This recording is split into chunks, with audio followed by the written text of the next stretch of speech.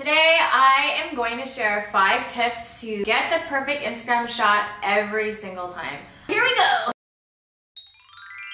Posing. I have my go-to poses and I can go into more details about that in a separate video, but just wanted to go over some general tips. So I find that you have to exaggerate every pose that you do, even if it feels unnatural. So for example, walking, if you're naturally just walking, it's gonna be difficult for the photographer to capture the right walking movement versus if you were to just teeter-totter like a seesaw, then it gives the photographer a little bit more time to capture that right moment that you want. So a lot of fashion bloggers, they like to sit on the curb or they like to sit on a railing. It doesn't matter what they're sitting on. Sometimes you have to exaggerate your sitting so it looks a little bit more relaxed. So if you're just sitting properly like you would in a chair at an office, at your desk, it's gonna appear quite stiff on camera. Versus if you were to just lean back a little bit or lean forward, even if you were to lean lower, it may appear really uncomfortable like how I was when I was posing, but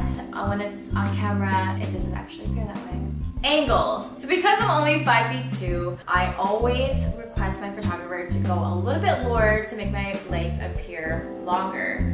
So if you angle the camera lower, then you're going to appear taller versus if you were to take the picture straight on or at hip level. As you can see here versus here. Lighting.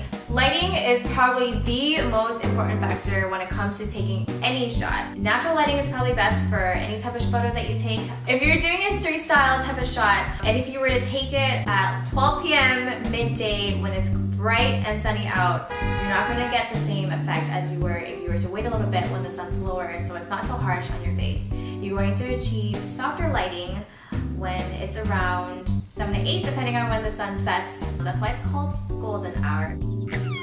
So if we do comparison, this was taken around midday and this was taken later on in the day, and as you can see, way softer lighting on my face versus here I could barely see shit and I'm squinting. Location, location, location. Location and backdrops can change the complete vibe of a shot. So I'm going to show you 2 different locations in the same outfit. One was taken in a street style graffiti type of vibe, and then one had a more clean background. So as you can see, if you compare the 2 photos, it's the same outfit, same pose, but you get a completely different feel from the 2 shots just from changing your background. And lastly, just be yourself. It's always important to be natural, or as natural as you can be in front of the camera.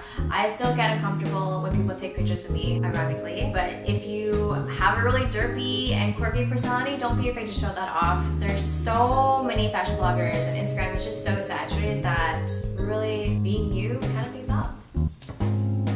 Alright, thanks for watching, y'all. Let me know in the comments if you wanted a more detailed video on any of the tips. These are just my personal tips. I'm definitely not an Instagram professional. I've only been doing this for a few years. But if you have any more tips to share, let me know, because I'm always learning as well. And don't forget to like, and don't forget to subscribe if you love me or if you want more videos. Yeah, I will see you guys next week. Okay, bye. Posing. There's a variety of poses that posing. Is it 5 foot? It's 5 foot, not 5 feet. It's 5'2". How tall are you? I'm 5'2". I always say that. I say 5'2". I say 5'2". If you're doing a street style, this was taken around midday, and this was taken next. Okay. Alright, thank you for watching. Let me know in the comments